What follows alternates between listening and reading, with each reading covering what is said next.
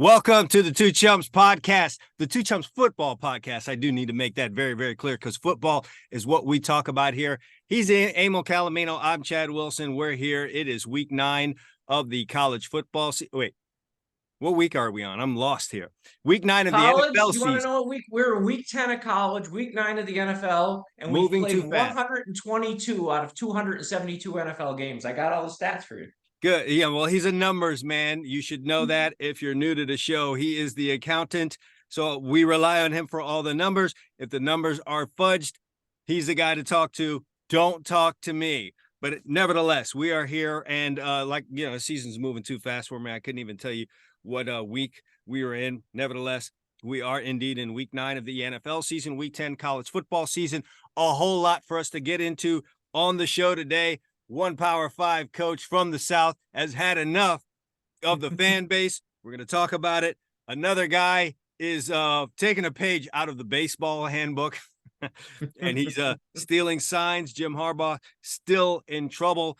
One of the college football teams took 2 L's on the same Saturday when visiting Los Angeles. We've got NFL news to get to. It's over once again for Josh McDaniels in Las Vegas. Are the Kansas City Chiefs in trouble? We're going to talk about it.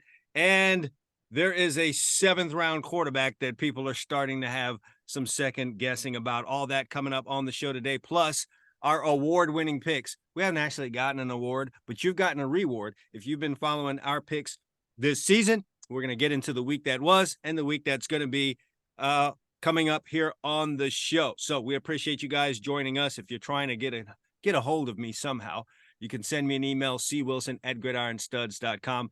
If you want to get in touch with Emil, you can send me an email to cwilson@gridironstuds.com, and you can Especially if it's a scathing email. Feel free if it's to a send scathing it to email, we'll find another way if you know. Anyway, any comments you have about the show, send them to cwilson@gridironstuds.com. We'd greatly appreciate any and all feedback that you have on the show. And you can reach Gridiron Studs on Twitter, on Instagram, on TikTok, @GridironStuds. We keep that very simple here. Emil says, hey, don't bother him on social media right now at the moment. Are you calling it Twitter? You're supposed to refer to it as X, formerly known as Twitter. It's kind of like when Prince back in the day used the symbol, the sex thing, remember? No, and we say the artist formerly known as Prince. Forget all that. Damn that dude that owns Tesla who took over Twitter, okay? There's still a bird noise when I refresh the page. How about that part, Elon Musk? All right, let's get into it. Emil, there's something after my own heart. Dabo Swinney had a week, okay? This team's 4-4. They're a little removed from the national championship. That was last one. I believe it was 2018. They're a little bit removed from that. And the fan base has become entitled.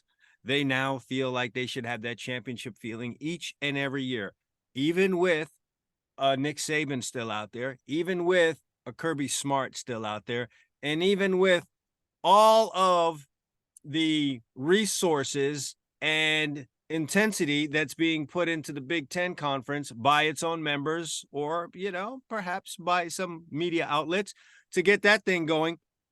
Fans down in Clemson feel like they should have that championship feeling every year, or at the very least shouldn't be 4-4. And so, as coaches do each and every week, they have call-in shows, and Dabo Swinney was doing his call-in show this week, and he got a call from a Tyler in Spartansburg. And I'm not going to play, the soundbite. Okay, I'm sure you've heard it by now. It's, by the time you see this podcast or hear it, it's going to be Thursday, Friday. So you would have heard it, seen it by now. And if you haven't, you're a real college football fan. Anyway, if you heard this one, you've heard them all. Fans on there questioning Dabo directly as to why are you making $11 million if we're 4-4? And Emil, I don't agree with everything Dabo Swinney does or says. But, man, I'm behind Dabo Swinney on this one. He put that fan in his place. He didn't take the high road.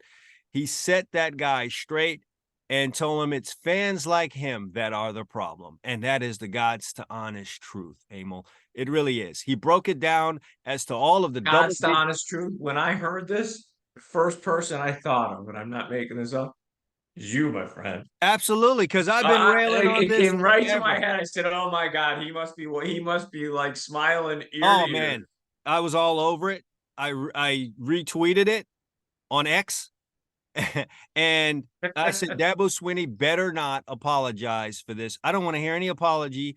I am 100% behind this guy because these crybaby fans will absolutely wreck a program. And it sounds to me that if he's gotten to this point and addressed this fan the way that he did, he broke down all the double-digit win seasons that they've had, and really, I'd almost forgotten how great Clemson had been since Dabo Swinney had taken over. And on top of the fact that they hadn't sniffed a national championship for 35 years until he showed up.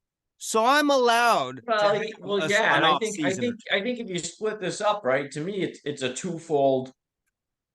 Where you're coming at it from the football perspective, so sure, for fans out there, go out and go on Google and type in Clemson football history. But before 1981, it was rather mediocre with a few good seasons here and there, like they always would. They had a one-off in 1981. They won a championship. And from 1981 to 2016, it was a lot of mediocrity at Clemson. Okay. I mean, that was generally, I always say to you, going back to the days of 11 games, they were the consummate Mhm. 6-5, 7-4, eight and That was three it. team. And it That didn't was care. they It were didn't Texas matter A. who it I was. always viewed Clemson and Texas A&M similarly. Then, because they always had resources, but they never did anything. That's why I view them similarly. Then Dabo got there. They won what, 2 national championships. They played in another and barely lost. I think that was the 45-40 game.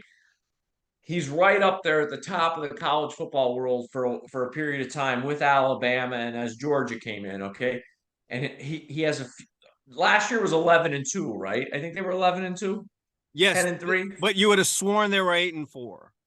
Yeah, I mean, I think they were 11-2 or 10-3. I know they had a good season. I believe they won their bowl game.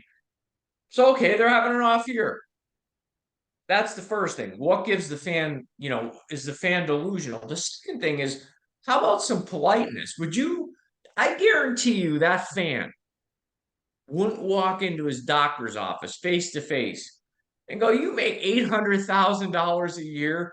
You're you're a shitty doctor. Why do you make Emil, $800,000 a I don't year?" think that fan would have said that to Dabo's face, frankly. No, I don't either, and that's my point. I just love that Dabo put the guy in his, and he went on a rant. He went on a rant. And I think Oh yeah, he was not only speaking to Tyler from Spartanburg, but he was talking to all of the Tyler clones that are out there that will routinely wreck a program. Here's what's going to happen, because there was something telling in that whole rant that really stood out to me. Dabo said, if Clemson is not happy with what it is I am doing here, they're free to move on. And you are, and I'm paraphrasing, free to apply for the job. Go right ahead. It sounds to me like he's at his wit's end, and he would just as easily head off to somewhere else, which he could do. And then, Emil, you know what Clemson's going to be when Dabo Swinney leaves. They're going to go back to everything you just described that they were from 1981 to 2000. I don't want to say 16, 12 or 13 when he really started to turn things around there. We know that that's what's going to happen. They may even be worse, Emil, because what's going to happen there is what has happened in a lot of other places, specifically a place like Gainesville. The next coach is going to come in. They're going to have zero patience, because though you are not happy with Dabo, when that guy's not Dabo, you're going to compare him to Dabo. He's going to either have enough of it, or the admin's going to get afraid because of all the noise, and they're going to get rid of that guy. And you're going to have 4 coaches in 9 years. And at the end of that 9th year, you're probably going to be 5-7, or 4-8. Can I give you a more recent example? Mac Brown. Okay. Mac Brown's at Texas. Now, for those of you who don't realize this, Texas, for all their glory, okay, had 3 national championships. Not that that's bad, but they were all in a very short period of time under Darrell Royal, 63, 69, and 70. They hadn't sniffed one 35 years. And they get one in the great, still kills me, the Vince Young game. Okay. As my Trojans go for 3 straight. Oh, anyway, they win. Yeah. Mac gets the championship. All of a sudden, down the road, he loses the Colt McCoy game where Colt McCoy got hurt against Alabama, a game Texas maybe would have won. Who knows I if feel Colt McCoy I, doesn't get I hurt? feel strongly that they would have, but yes. We'll never know for certain, but they were certainly going to be in the game. They lose that game, and then all of a sudden, Mac Brown winning 9 or 10 games a year. That's not good enough. Mac Brown needs to go. Right. Mac Brown goes, and we're still. This is the first year Texas has done anything in what, a decade? Yes. That's it. Okay. That's exactly right. And this is what the fans do, and they make the job undesirable. And just simply because I had to live through it. Yes, Miami has experienced the same issue, but Florida, because my kids were going there, I watched them wreck that program. And I would say this to Florida fans that might be listening to me. Here's the situation that you, as the fans, created. Now, we can go on and on about maybe the admin should not have given the fan base so much power and should have maybe turned a deaf ear to some of the stuff that they were doing. But here's what happened. You had Will Muschamp there, and he wasn't doing enough offensively, and he didn't have him in the national championship game like Urban Meyer did, the guy that was right before him, so you got rid of Will Muschamp. You brought on Jim McElwain, got you to SEC championship, but that just wasn't good enough, so you ended up, before you got rid of McElwain, you just absolutely ran him crazy. I believe you actually made the guy lose his mind, and so now it looked like he needed to go, so you got rid of him. I want to say around that time, Emil, there was a guy at Alabama that was the architect of those great defenses that they had, a guy named Kirby Smart, who I'm sure, as he really started looking at the landscape, because now he was ready to leave the nest, and he wanted to be a head coach somewhere. Those thoughts really, because he'd been put up for a lot of jobs, but he was really thinking about, man, where should I go? And had he been looking at a Florida team that kept Will Muschamp for a longer period of time, and if Will didn't work out after an extended reasonable period of time, he could have looked at that and said, you know what, I can really recruit in the state of Florida if I've got Florida. That's the only SEC team in the state of Florida. I could really go down there and recruit in Florida. I think I like that over my alma mater, Georgia. I can get better recruits at Florida. However, though, what's up with them and coaches getting recycled through there? I don't know if that's as good a job as it might appear to be, because they just don't have any type of consistency there. They seem to let go of coaches there a little prematurely. On the other hand, my alma mater, you know how much people wanted Mark Richt gone, but Mark Richt was winning 9-10 games. Yep. He didn't win a national championship, but he was winning 9-10 games, and you let Mark Richt fly, and then you eventually let Mark Richt go. And he says, now that's a place I can get behind. That's a place I can, I can, go and be solid, right? I can go there and be solid. I can be okay. So Yeah, I think. it just seemed like a place where he could go and be solid. They're gonna allow me time to grow as a coach, build a program, and we might have some bumps in the beginning, or I might burst out the first year or two and then have a bump. If some seniors leave, and it looks like they'll be behind me and they won't fall to the pressure of a fan base. And it made it real easy for Kirby Smart, who let's all agree here is the next Nick Saban, the next guy that's going to have a dynasty. It allowed him to go to Georgia over Florida, made that decision very easy for him. Yeah, he didn't have to think real hard about it. No, and since then, Florida's gone through, I would essentially say, two more coaches, because the fans are making noise about Billy Napier. So you got Mullen out of there after he had a couple of double-digit win seasons and, did really well there. And now you're going to run Napier out of town. It's not a desirable job. I break these into two separate camps. I think there's fan bases that you'll never make happy. And in the case of Dabo, he should have enough credibility with his fan base, what he's delivered to them in the time he's been there, that he gets the benefit of the doubt. Would you agree? Absolutely. I'm on board with that. But I don't think, I think there's, like we talked on last week's show a little bit about the frustration in the USC fan base. specifically on the defensive side of the ball. And I don't think that's unjustified. I think that's completely like, trust your eyes. What are you watching? Do you know what I mean? Yeah, absolutely. I mean, yeah, they're not winning. They're not in a national championship game, but is this a good, solid football team? Are guys still going out there and playing? And Right. realize, your biggest issue is probably the quarterback situation. All right. You're a quarterback, you're a stud quarterback away from really being in contention. But as I see it, man, these fans are going to run Dabo out of town and he'll just go somewhere else and bless a program. He basically said that. I'll go somewhere where they appreciate me. We'll appreciate you. Come to Los Angeles. Yeah. If I'm Dabo, though, I go somewhere where they're itching for a championship and not somewhere where they've had it, because there's a quick hook in those towns where they've won a championship, at least within That's the truth. 20, That's 25 the years. truth. We All have right, another moving on. college coach making headlines, don't we? We've got another guy. I know it's the World Series, and that's where you would expect to hear sign stealing. You hear me down there in Houston? But anyway, I don't want to get on the Astros. They're not even in this fall classic. But we're talking about sign stealing here in college football. I'm sure you have a take on this, but things are getting a little thicker for Jim Harbaugh, and he's probably in a little bit of hot water here over this thing.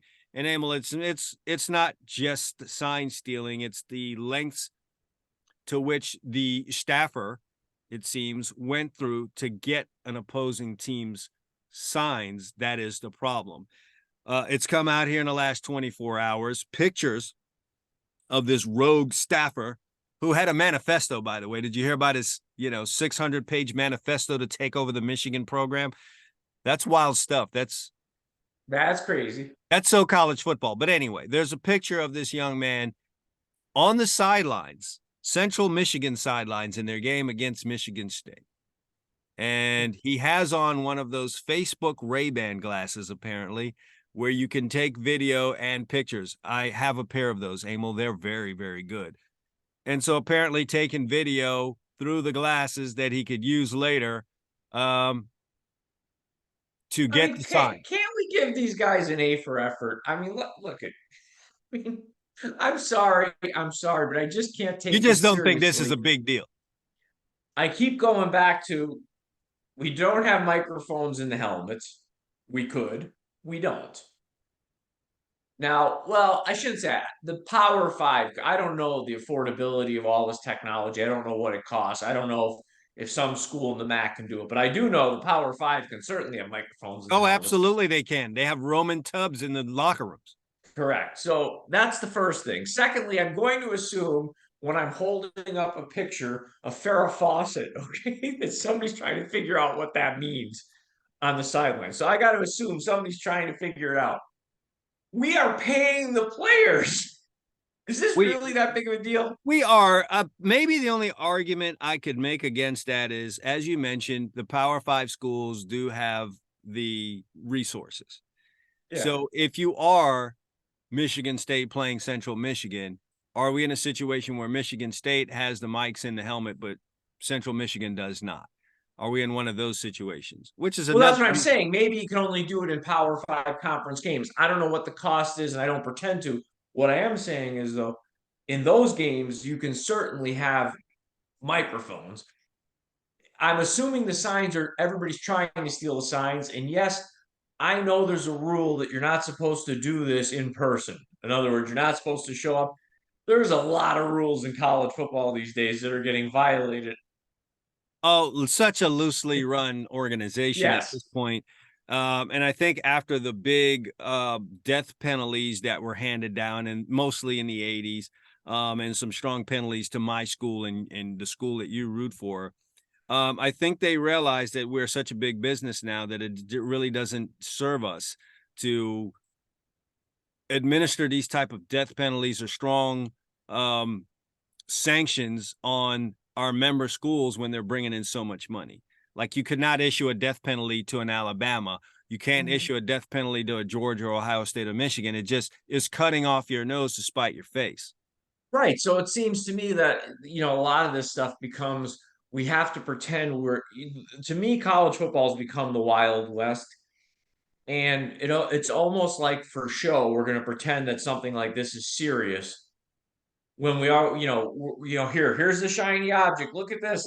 And over here, we know all this other stuff we're sweeping under the rug. If you go look at the history of college football and read about it, which I know you know this, 100 years ago when this sport started to really become bigger and bigger, the amateurism that they went for because they understood that people would pay players so they'd have a good football team. And this is 100 years ago. Like, hey, if Notre Dame has a lot of money, or Harvard, because the Ivy League schools and all used to be very good. If you go look 100 years ago, Mhm. they could pay players, so they went for amateurism. So now we've gone to another model where basically you can go back and do that, and we're here on a football show talking about sign stealing.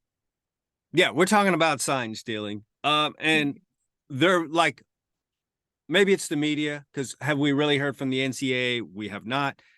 But maybe it's the media, and they're making this out to be a really big thing. And as you have mentioned, and as you know, most of us know, Jim Harbaugh will rub people the wrong way in a similar fashion, the way that we at the University of Miami rubbed people the wrong way, in the way that we won, the way that we celebrated, had a good time. Yeah. We were boastful, all those good things. Frankly, Emil, it's stuff that people remember, and it's the stuff that a lot of people, except for the ones that got beat down, a lot of people were happy to see and sorry to see it go. So, that's, I think, what we have happening with Michigan. They're winning now. They have the potential to win a national championship. They can knock the SEC off of the top of the mountain.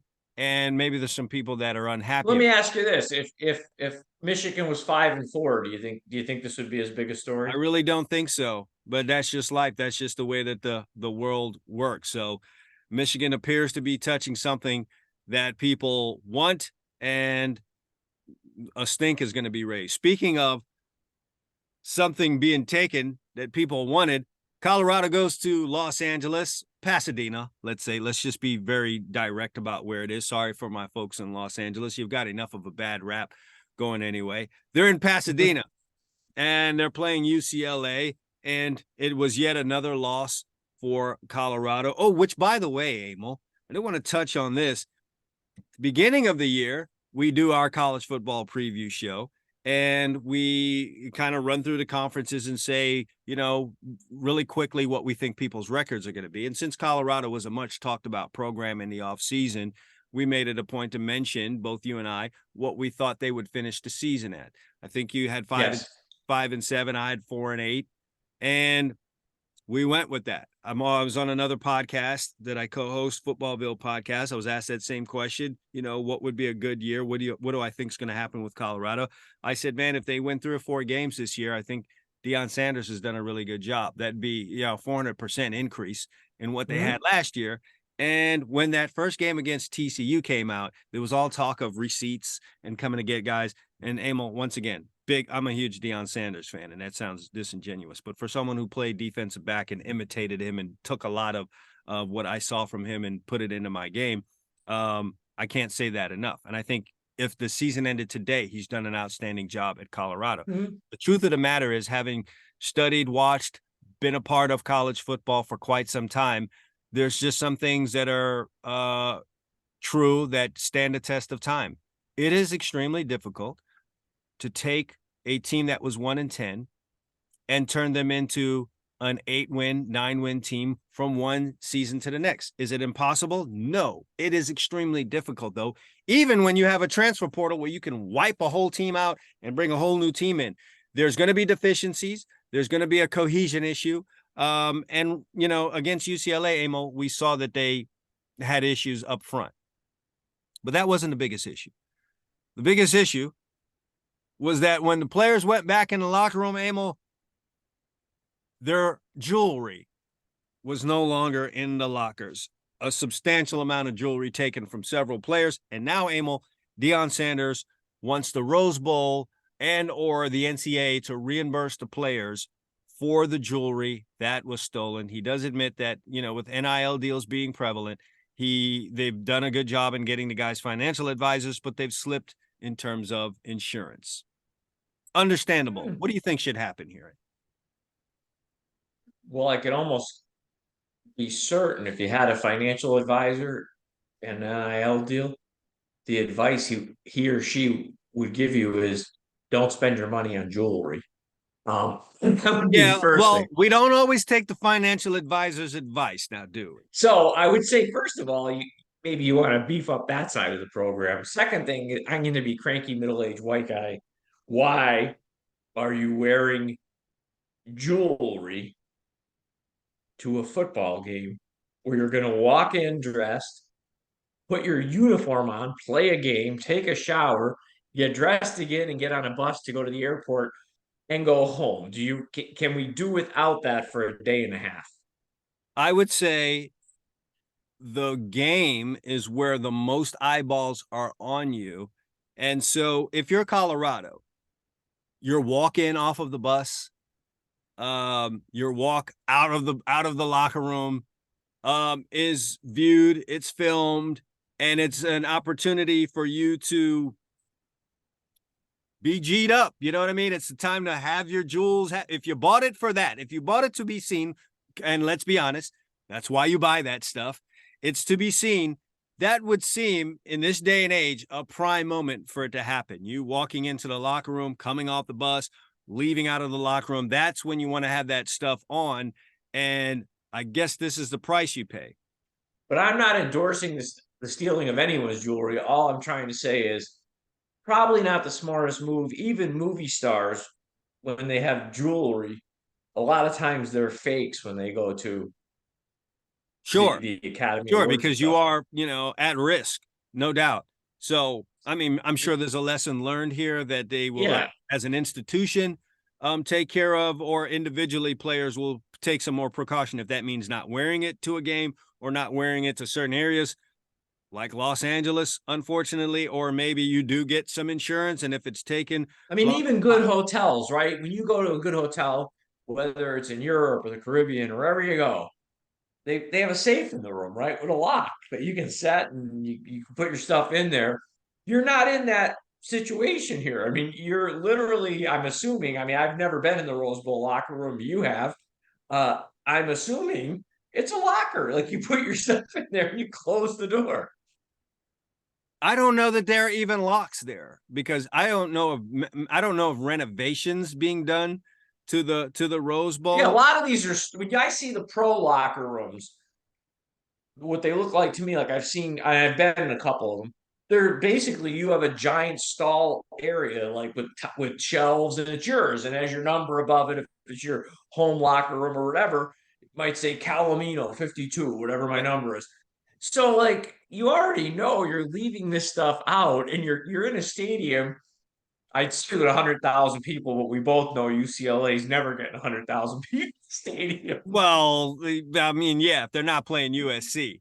Right, right. So you're in a stadium with a lot of people. I had to throw that jab in.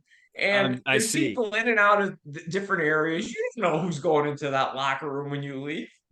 Probably didn't give a whole lot of thought to that. I don't know if maybe locker rooms want to put big safes in there and maybe players can have an individual bag for all their jewelry. I will share this story with you, though. In 1993, my second year at the University of Miami, I got hurt prior to the third game of the season and decided I would take a red shirt because I didn't take one the first year that I was there. So I was in street clothes for the rest of the season. And at some point, I mean, give it to our guys. They had enough foresight to say, you know what? We're not just gonna, I'm not gonna just leave my jewelry in this locker room. So here I am, Mr. I'm not gonna do anything today. They would all give me their chains and I'd put each one of the chains on. And it started to become a thing 3 or 4 weeks into it, where I'm out there Oh, pregame. and you would wear them. I would wear everyone's chain. I'm totally Mr. T. And it was a funny thing. And I'd be out there with all this weight around my neck. It was funny. I've got guys' rings on, and I'm that guy on the sideline. And it was so Miami, Emil. It was so Miami to have a guy You like got that. me a picture of this. We've got to put this on the podcast. Emil, I've I'm got to so see sad this. that there isn't a picture of it. The most I have is one video of me on the sidelines. in a game, and I'm going to tell you when this became a problem. We go and play West Virginia in 93, and West Virginia upsets us. It was a very cold game too, by the way. I want to say might have been 10 or 11 degrees that night.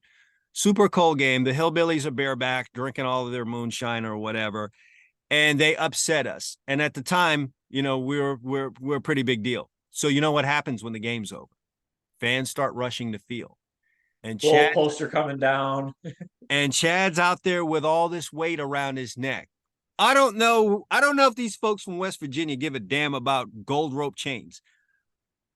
But there's not $5 in Morgantown, West Virginia. So if nothing else, if they don't want to wear it, they could take it and pawn it and get, at least their 6-pack paid for. Yeah, right. So I'm trying to get off the field, and I'm realizing, oh, this could be a situation if they see this. Now I've got a trench on because it was really cold that night.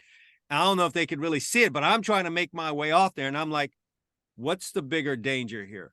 Me getting jumped by a couple of rash cowboys or showing up in that locker room without so-and-so's chain? This is like a double-edged sword. So yeah, I might have been now it's like a mafia movie. You have to go into the locker room and they're going to think you made up that the chain was stolen. Well, like, listen, you guys had 60 minutes to win a damn ball game, and because you didn't win the ball game, now I've got a problem. Nevertheless, yes, I had a knee issue. I didn't feel it at that moment. I made it off the field. I might have thrown a shoulder into a guy or two that got in my way, but I got in that locker room and returned everyone's jewelry, and felt funny about it for the rest of the year. But I kept and think about the risk that you would have incurred if it was today. Because back in 1993, if I go look it up, gold was probably around $300 to $350 an ounce. Today, I haven't looked lately, but it's pushing 2,000. Last I looked, it might be. I don't know. Yeah, but we all got PPP money now, so it's all relative. Yeah, so everything's good. Yeah. You know what we have to speaking of money, you know what we need to do? What's that? We need to recap last week and give out this week's picks. And then I need to have a conversation with someone. Well, we're not there yet, Emil. I know, but I'm thinking money right now. That's what I'm thinking about. And as a good accountant should, That's you it. are indeed thinking about money, but we got to talk about the Raiders, my friend. The Raiders were a big part of your and I childhood growing up as football fans.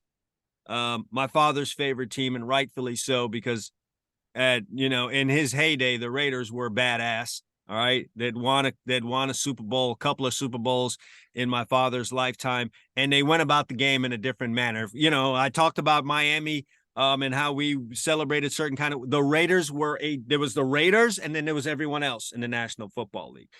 Emil, we're so far removed from that now. Now it has become a bit of a clown show. Do you think, Emil, with Josh McDaniel fired late last night, early this morning, that Davante Adams had this done? Do I think Davante Adams had Josh McDaniels fired?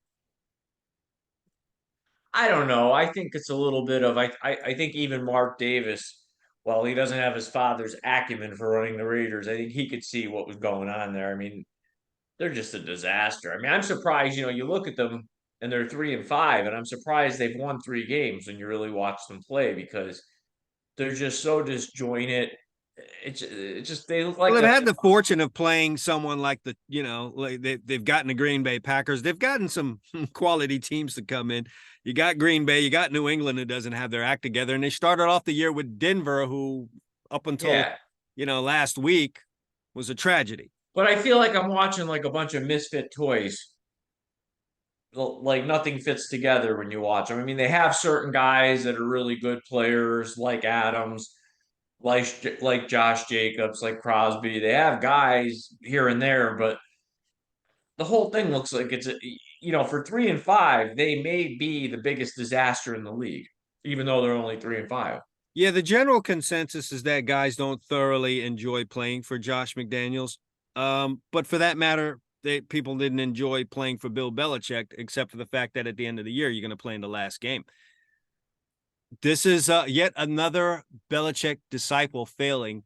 And I don't know. I think there's something to be said there. These guys aren't. And well, there's something to be said there, and I think from the rate from an NFL fan's perspective, as someone I like kind of like the Raiders or a team I'm a Cowboys fan, but I kind of like the Raiders. They gave away the one thing they had going for them. They hadn't had success, generally speaking, in a long time. I mean, they had that one-off Super Bowl where they got beat by Tampa, but in between, the last 40 years, they've had probably, if I go look it up, 30 losing seasons, 25 losing seasons. I mean, they've had a lot of losing there.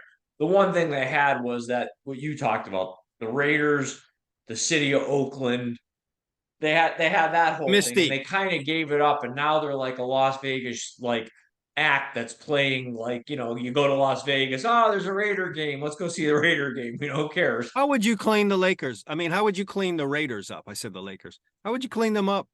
What would you do? Well, I mean, that's the question becomes. I mean, at some point, it's got to start with the right GM, right? Sure. I mean, Because he got fired too. he got fired too. And, I'm not really sure Mark Davis is qualified to run the team.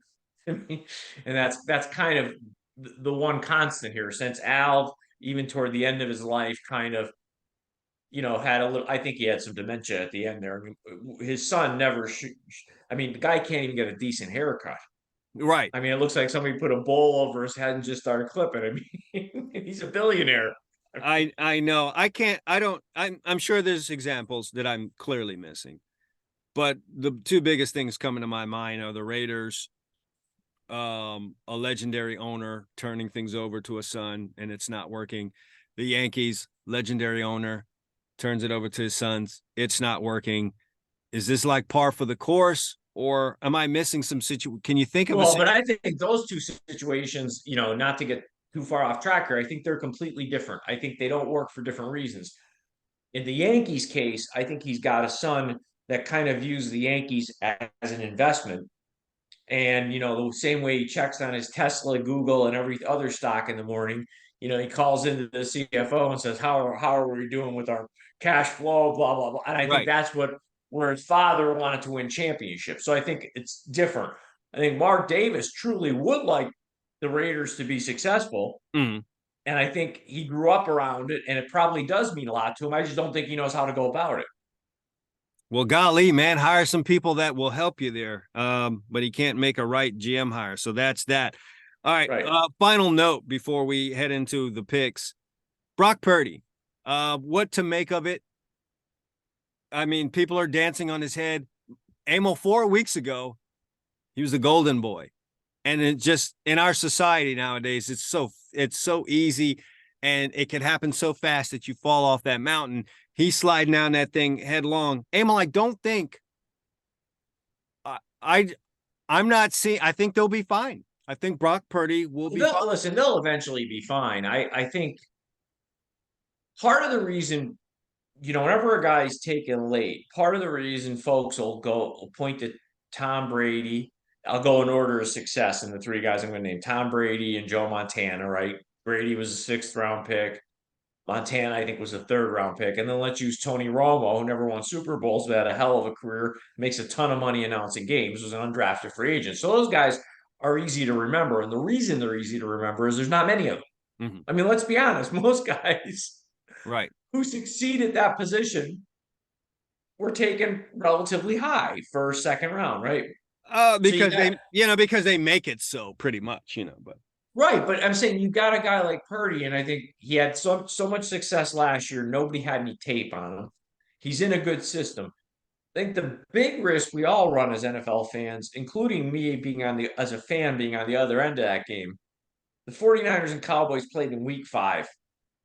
It's an 18-week season. Literally, you're not even at the 1/3 mark of the season. And everybody came away from that game saying, man, I can't believe my Cowboys suck this bad. And everybody else going, just give them the trophy. Nobody can beat the 49ers. You see what they did?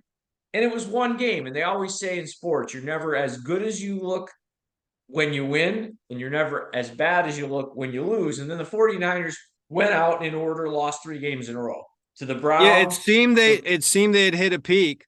Now I will say, playing at Cleveland and playing Cincinnati, who looks really, really good, by Yeah. the way, can aid you in hitting a bit of a losing streak. And then you're on the road on a Monday night against Minnesota, who doesn't have, they're not having a typical Minnesota season, but they could get Well, I'm hot. not saying that any of the games were embarrassing to lose. What I'm trying to say is I think there was a lot, way too much put into an early season game, and that was media created to some extent. And I think players got wrapped up in it because of the history of the Cowboys and 49ers and because of their records early in the year. And let's face it, it was the fifth game of the year. I mean, if the Sure. 49ers had beaten the Cardinals 42-10, it wouldn't have mattered. It was because it was the Cowboys and the rivalry. And I think the 49ers might have got a little too high off that game. Perhaps. I mean, there are some injuries there, but they went out and got Chase Young, so they're not, sitting back on their hands. They're trying to make some moves there and shore up some things. I don't know that defense was an issue, but I did notice Nick Bosa getting dealt with, getting double teams, getting chip blocked, getting all those things. So that might help with that. Yeah, I have my own take. I think the whole trade deadline I think is overblown in the NFL to a degree. I mean Well, Chase media Young's wants content, so trades really help with that. yeah, Chase Young's a talented guy on paper. He's had a lot of injuries. Usually, let's be honest, the team that sees him every day for 4 years, if they thought he was a game wrecker, he isn't getting out of the building. True, but it is Washington. So, the But environment but can. here's what I'm trying to get at. The one thing Washington had was talent on their defensive line. So you can't say, oh, well, Chase Young was getting triple team. Listen, he may go to San Francisco and set the world on fire. None of us know that. But you can't say, oh, he wasn't getting pressure or whatever the knock was because he didn't play around talent. They have talent on the defensive line in Washington, or had it till this week when they traded him, Montez Sweat. But they had Jonathan Allen. I think Payne might still be there. They have some guys there. And, so who knows? Maybe the change of scenery. The 49ers are looking for something because they signed Randy Gregory, who was a total flame out in Denver. Okay. Yeah. So I don't know what they think. I mean, they've got guys. They got Boza. They got Hargraves. They've got I Armstead. think it's just a mindset of being aggressive, both, something to show the fans and maybe, within the building, just a But morale. your original question is the question here. Purdy doesn't have to be Joe Montana, but he certainly can't be the guy we saw the last 2 weeks. He has to go back to being somewhere in between there. We got real carried away with the whole, oh, this is going to be the second coming of Joe Montana. Maybe that's how it ends up. I don't know the end of the story, but I can tell you one thing. He doesn't need to be that. He just can't be this guy over here that we saw because he's made some really poor decisions with the Yeah, football the last could be a couple of weeks. situation of trying to do too much. However, Emil, they've scored 17 points 3 straight weeks in a row. That's not been enough. They're into a bye this week, and then Emil, they've got to go to Jacksonville. 3 losses are like, oh, okay. 4 losses in a row, and we got a full-blown problem. And again, you're going to play Jacksonville, which is probably playing the best football in the AFC right now. Right now, I would say yes, and I will say this: I'll go full blown Captain Obvious on you right here. I'm going full blown Captain Obvious. They better keep Christian McCaffrey healthy there. Oh, they have to, because he's so much a part of the offense. He makes so much.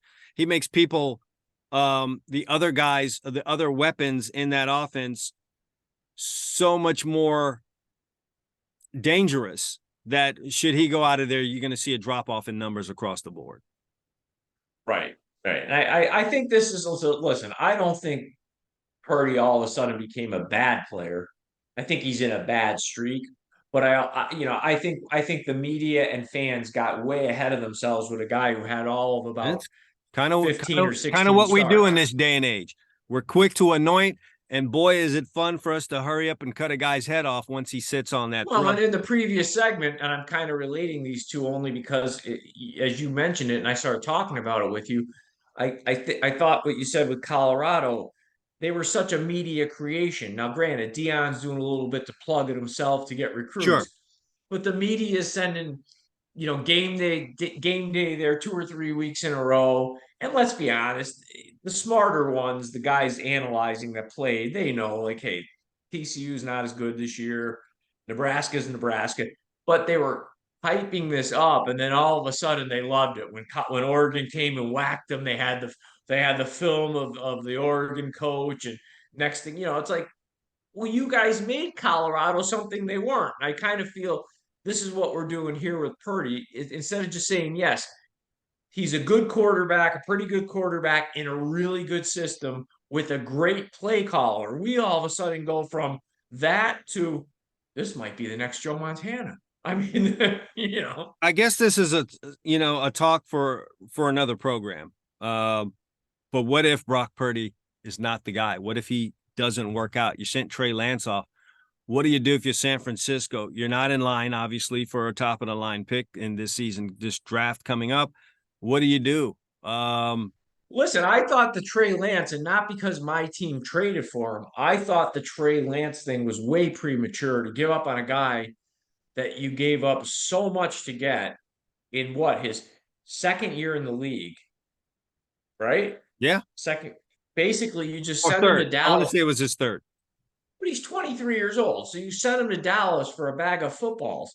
I mean, you know my theory on quarterbacks. I've been saying it for over a decade on this show. I'll take one every year. And if someone wants to give me one for whatever, I think Dallas gave them what, a fifth round pick or something?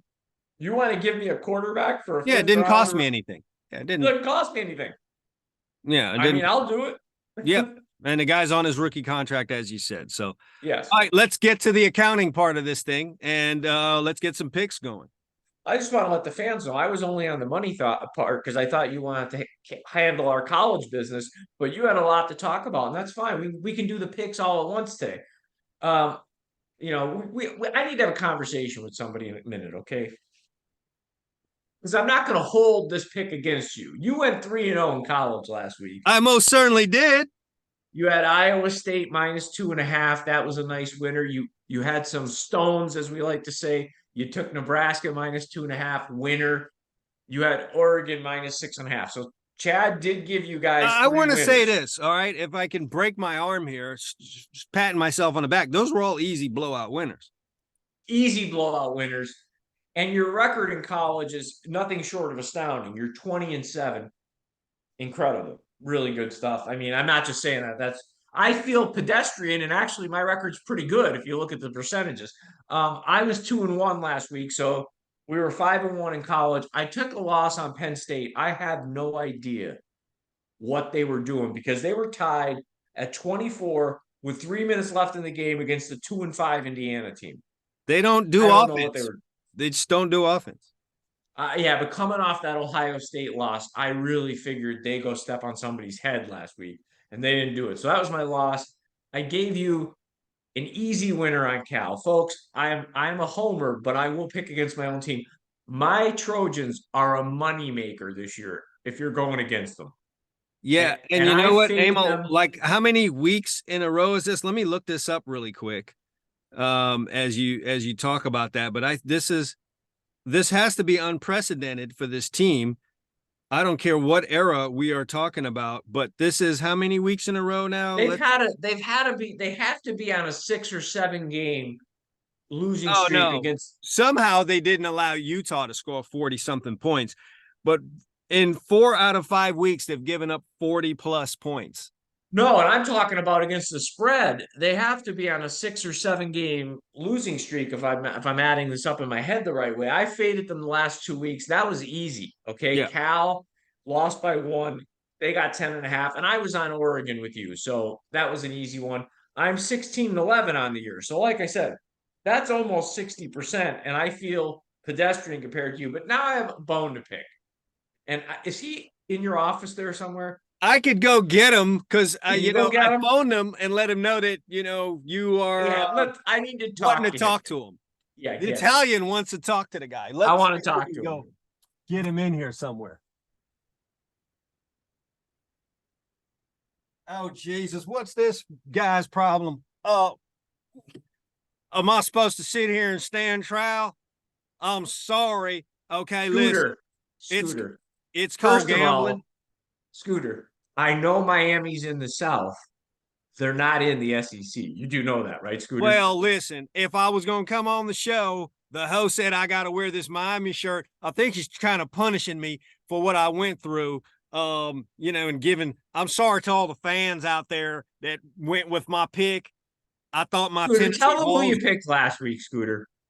I went against my Tennessee Vols. Y'all know I love them guys and I love to hate them. So I hated on them last week and took Kentucky. But the only thing more chokeable than the Tennessee Volunteers might be them damn Kentucky Wildcats. Them dudes in Lexington couldn't show up. And so they cost me in front of the fans here. I'm really good at picking SEC games because I know the lay of the land when it comes down to the South. But Emil, listen, how was I supposed to know Kentucky was going to just roll over and play dead for the Volunteers? Unbelievable, man. Scooter, I really like you, so I'm going to have an intervention here.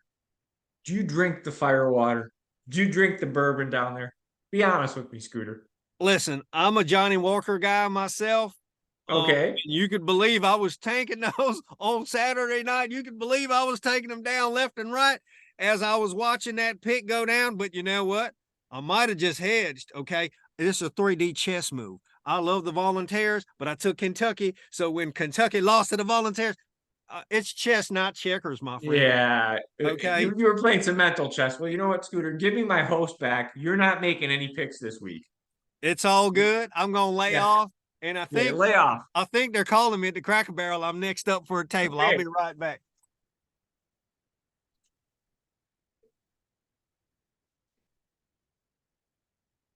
Can you believe this? This guy eats at the Cracker Barrel. Who does that? Well, Emil, we got SEC. I'm going to give you my college picks.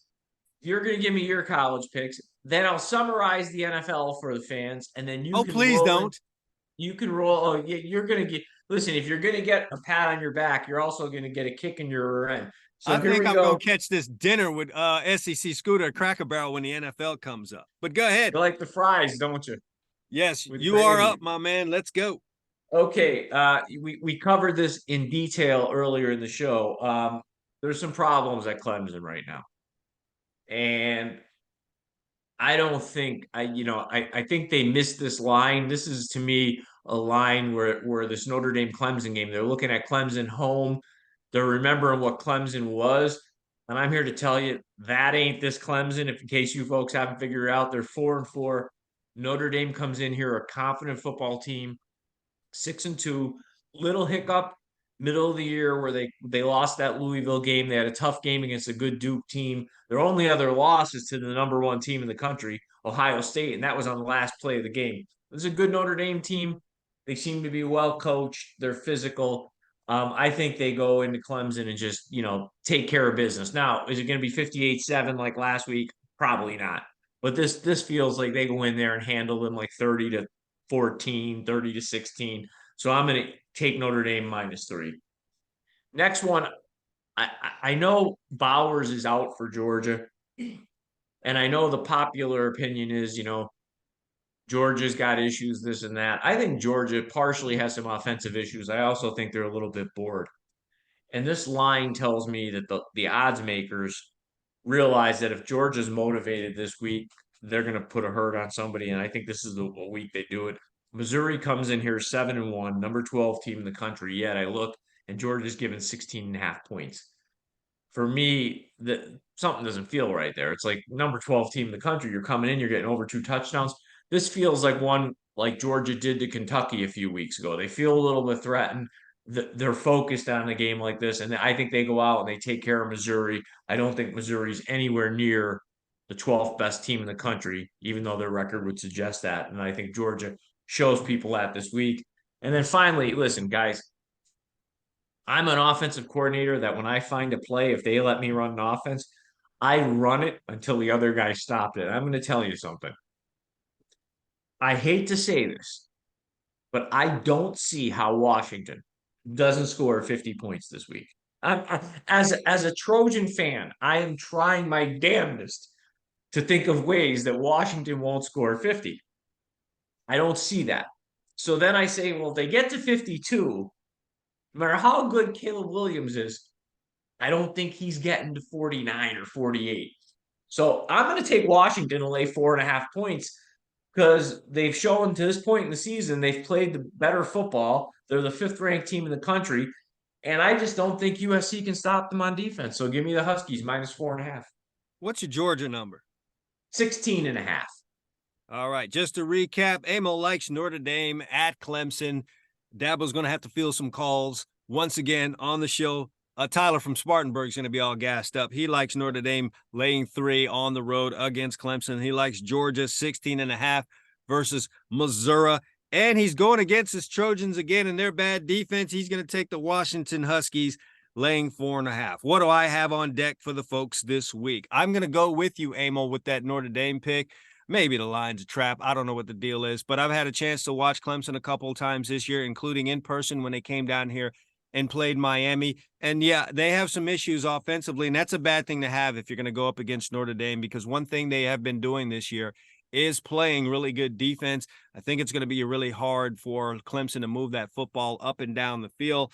And while Clemson tends to be strong at home, I just, right now, Notre Dame is playing really, really good football.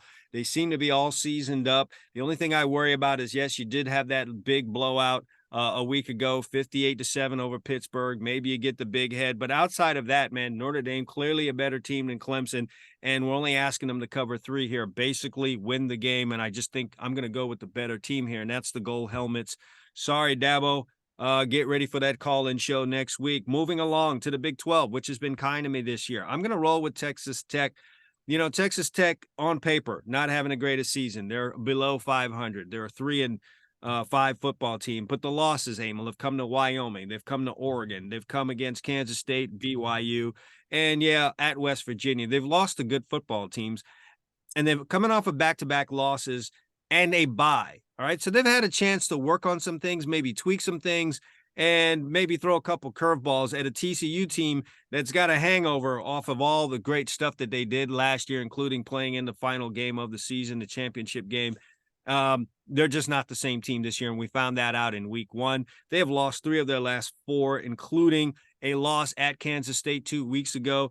41-3. They too are off of a bye, but I just don't think even with the extra time that they can go into Texas Tech and beat the Red Raiders, because the Red Raiders do play well at home. I just think in a matchup, given where this is in Lubbock, I like Texas Tech as a 2.5-point favorite in this one. And by virtue of their loss, I'm sliding over to the Pac-12 now. By virtue of their loss to Washington earlier this season, Oregon is now in a situation where they are going to be spread watchers. And that means they need to lay the hammer to people that they can do that to. And in this particular case, they're getting a team in which they are able to do that this week. And I love these kind of situations as we start to get down towards the end of the year, where you've got a team that's got to look good and they've got to run up points on people. And yeah, Cal's not as bad as people thought they were going to be. They can surprise you here and there, and they've done that a couple times this year, but not in this case. Oregon's on a mission. You saw what they did last week against Utah. If that didn't really set the tone and tell you the mindset of this team right now, week before they went and beat Washington State, who was a decent team up until that point, by double digits. Oregon is going to win this game, and when they're winning this game, they're going to be thinking about the spread. They're going to be thinking about the number. They're going to be thinking about how much Washington beat California by, and that's going to spur them to go keep running up the points. And over the years, I've been able to grab some pretty easy winners in these situations. I think Oregon fits the bill. So I'm going to go with Oregon as a 23.5-point favorite in this contest. Yeah, I like that pick, especially, looking at what we just talked about, what Cal did, kind of heartbreak loss to USC. I think they might be gassed this week when they play. So anyway, Chad's going to give you Texas Tech -2.5. I believe that's a Thursday or Friday game, so check your calendar, folks. Notre Dame -3 and Oregon -23.5. Now we get to the unpleasant part of the show for Chad. I could stomach it. The man was rolling in the NFL. He was picking 2/3 of his games right, and then last week he hit a little. Yeah, I had one of those in a college football week. It happens. So it happens. Yeah, the Colts -1.5. They got beat by the Saints. You took they were up 17-7 at one point. I know they were, and you had a tough loss with the Browns +3.5. Browns had it, for folks who didn't follow the game, they were up by 3 with let me think here. They were up 3 with about 2 minutes left, and then inexplicably, instead of running the ball, punting, and making Seattle use their last timeout, they threw a pass that got intercepted. And next thing you know, with about 30 seconds left in the game, Seattle scoring, kicking the extra. Chad takes a half-point loss there. And then we talked about Brock Purdy in the earlier segment. He had the 49ers up. And I would have looked at that game the same way. The 49ers coming off back-to-back losses. Who No, thinks they they're were going to never they were never in jeopardy of winning or covering this number in this game. No, so Chad was 0-3 last week. He's at 14-10 in the NFL, still a good record. I was 2-1. My loser was a very tough loss. Again, I took the Commanders, Washington plus 6.5. They lost by 7 to the Eagles. This is a game where even in the second half, the Commanders had the outright lead in the game. And the half point got me. I had the Jags for a relatively easy winner against the Steelers. They went to Pittsburgh and won by 10, giving 2.5. And then your son's team took care of me late in that game. I had the Cardinals plus 8.5. They had some fight in them down the stretch. They lost 31-24 to the Ravens. So I was 2-1. I'm also 14-10. For you folks out there who are bad at math, we're 36-18 in college, 28-20 in the NFL. Add that up, that's 64-38. You got some Not units bad. in the bank, man. You got some units in the bank. So I'm guessing since I had the stinker You last go first. You go first. Get off the schneid. Give us 3 winners. Come on. All right, listen, I'm going to go across the pond to Germany. Guten Tag. Miami taking on Kansas City. Kansas City coming off of the loss versus Denver. You would say to yourself, these are the Chiefs. These are the almighty Chiefs. This is the current dynasty in the league. They are going to come back, and they're going to be strong, and they're going to be mighty, and they're going to be the Chiefs. They got problems, man. All right. If Travis Kelce is not on, that whole offense is off. And Mahomes is running around looking like the Colin Kaepernick that lost his job in San Francisco, turns into backyard football. And that's just not going to work here. Miami's defense is coming back around. They're getting the pass rush. You got Jalen Ramsey. I think Xavier Howard is going to be back this game too. So you got 2 bookend corners that can cover what it is the Chiefs are rolling out there at wide receiver. It's not really much of anything, and they've got offensive issues, and it might take a couple of weeks, Emil, for them to fix it.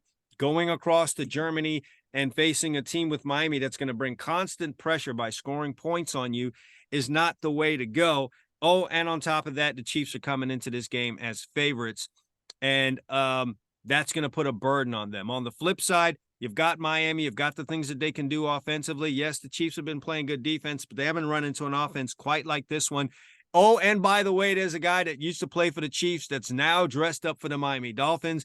He's the leading receiver in the NFL right now. Look for him to have a big ball game, and maybe look for the Chiefs to overcompensate in terms of trying to take him away from the game. And someone like Jalen Waddle absolutely goes crazy. Miami just has too many weapons. I like them in this ball game as underdogs. When I can get points with the Dolphins, save the Eagles game, I like them. So, and we're in a neutral site, so to speak. So I'll take that.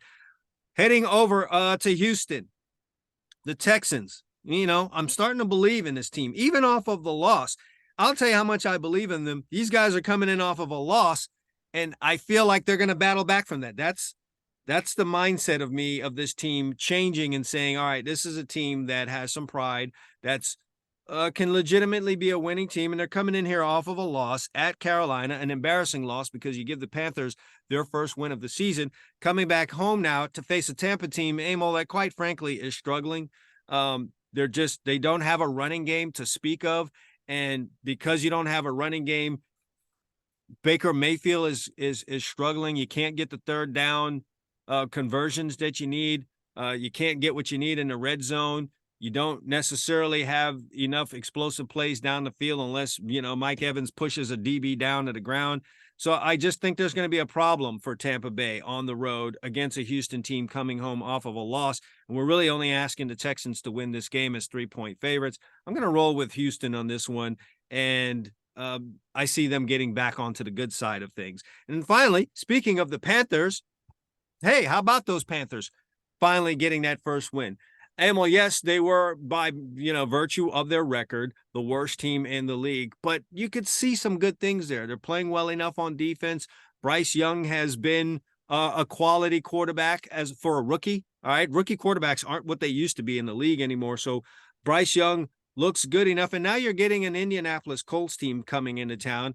And Emil, I thought Gardner Minshew was going to be a bit of a savior for their season. Yeah, you lost Anthony Richardson. You got a guy like Gardner Minshew, but he's really starting to look like the pumpkin. He's really starting to look like the backup quarterback that he is.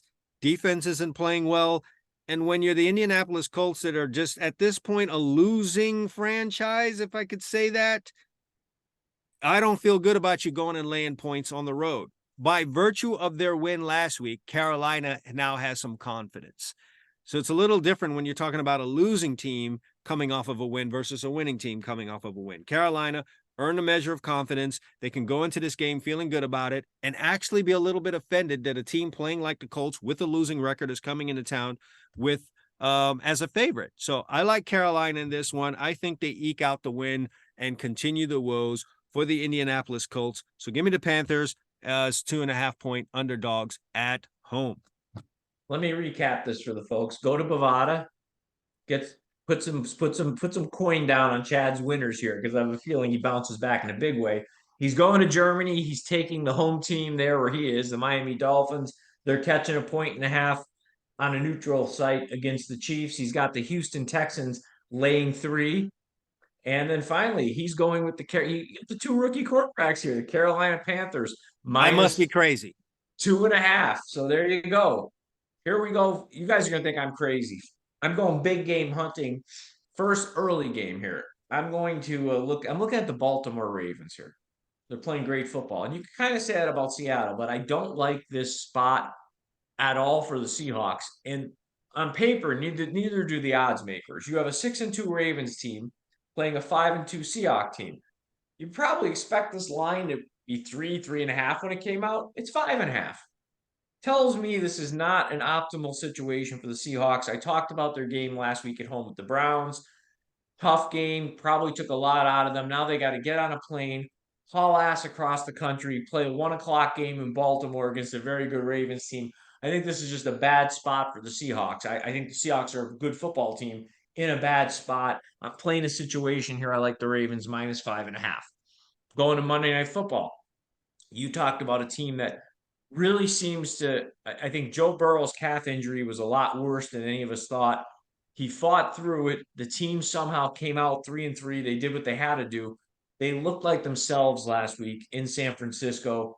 They're playing the Bills. I think the Bills right now they're in a funk. The Bills don't look like I expect them to look in the way they're functioning offensively.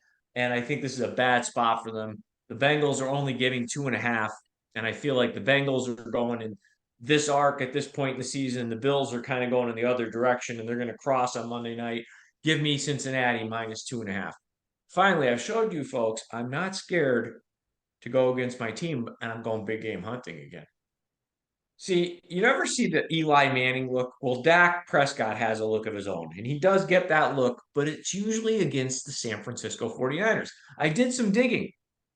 Dak Prescott, folks, plays very well against the Eagles, both in terms of wins and losses and the numbers he produces. This is not a homer pick. I really do like the Cowboys in that late Sunday game at 4:30 against the Eagles, catching 3 points. I think the Eagles are 7-1, but it doesn't feel like the 7-1 from last year. It feels like they're a little sloppy. They're getting away with more talent than their opponents, and they're finding ways to win games. I think out of their 7 wins, 5 or 4 were by 1 score, which is odd for a dominant team this early in the season. And I think it's going to catch up with them here, because certainly on paper, the Cowboys have the talent to match up with the Eagles. I know it's in Philly, but I have a good feeling about this game. Give me Dallas +3. All right, recapping. Amo likes the Ravens as 5.5-point favorites hosting the Seattle Seahawks on Sunday.